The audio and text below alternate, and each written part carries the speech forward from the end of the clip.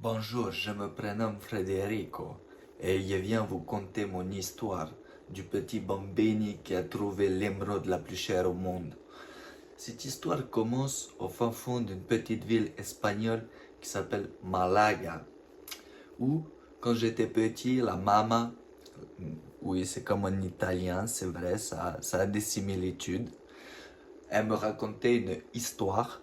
Donc l'histoire elle était très simple et en gros il y avait dans un village à côté qui s'appelle Salute, Salou, comme vous l'appelez, où là-bas il y avait une émeraude qui valait extrêmement cher. Et nous, on était des petits bambini qui n'avaient pas à manger, on n'avait rien. On mangeait les cacahuètes que les gens ils nous jetaient, c'était horrible. Et c'est vrai que cette histoire elle nous avait touchés, donc on s'est dit pourquoi pas moi et mes petits frères et sœurs, on n'irait pas nous chercher voilà cette émeraude. Et en fait c'est cette histoire que je vais vous raconter, comment j'ai fait pour réussir. Alors déjà il a fallu trouver l'argent pour avoir l'âne pour nous déplacer, parce que les voitures elles n'existaient pas à cette période-là. Je vous conte une histoire qui date d'il y a très longtemps en fait. Et donc déjà pour trouver l'âne, c'était voilà une difficulté. Heureusement, un des voisins, il avait besoin de poulets pour nourrir ses enfants et nous on avait quelques poulets. Du coup on l'a échangé contre son âne qui servait plus à rien. On l'a pris, il s'appelait Burrico. Et Burrico c'était voilà comme un ami pour nous jusqu'à qu'on ait dû le bouffer malheureusement. Mais ça dans l'histoire je pense pas que je vais vous le raconter, parce que ça fait un peu trop de problèmes. Alors, on a récupéré l'âne, comme je vous l'ai dit. Puis moi, mes frères et mes sœurs, sur ce petit âne, à se balader. Bien sûr, on faisait la technique de avec la canne à pêche en bois. Tu as la petite canne à pêche en bois. Dessus, tu mets un fil, une carotte, et comme ça. Et lui, il avance. Ça va vite quand même. Environ 40 km/h. Donc, une fois qu'on avait voilà, notre âne, on est allé jusqu'à voilà, Salut. Puis là-bas, au final, on a fait la fête, voilà, on s'amusait, on était des enfants, quoi. Et c'est vrai qu'on a un peu oublié d'aller chercher voilà, l'émeraude. Au final, en gros, un jour qu'on s'amusait avec mes frères et sœurs, on est tombé sur une dame, une mamie. Une mamie, ouais, comme nous on les appelle là-bas, voilà. Je vous donne un petit peu des infos pour que vous sachiez. Et elle nous a dit que voilà, son fils, à lui, avait trouvé cette émeraude. Et du coup, nous, on s'est dit, c'est parfait. C'est l'émeraude qu'il nous fallait pour voilà, pouvoir changer de vie. Au final, on allait voir son fils, on a vu que voilà, au final, il n'avait rien trouvé du tout, car il continuait à manger du jamon toute la journée avec même pas une petite tranche de pain ou rien, aucun condiment, juste le jamon. Donc voilà, c'est pour vous dire s'il avait trouvé une émeraude de la taille de ma tête.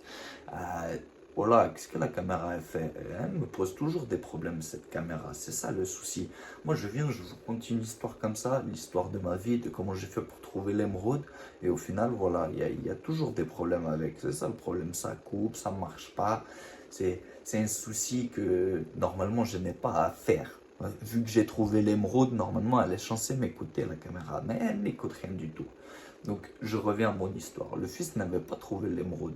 Mais en fait, c'était sa mère qui l'avait trouvé, qui nous mettait sur une fausse piste pour qu'on se débarrasse de son fils et comme ça, soit la seule à pouvoir vendre l'émeraude. Et comme on a fait pour le savoir, c'est grâce à l'âne. Pourquoi l'âne, vous me direz? Qu'est-ce qu'il faisait Bourrico pour être dans cette histoire? Il a eu sa part Bourrico avant qu'on le bouffe, bien sûr. Après, on l'a récupéré, enfin, on l'a.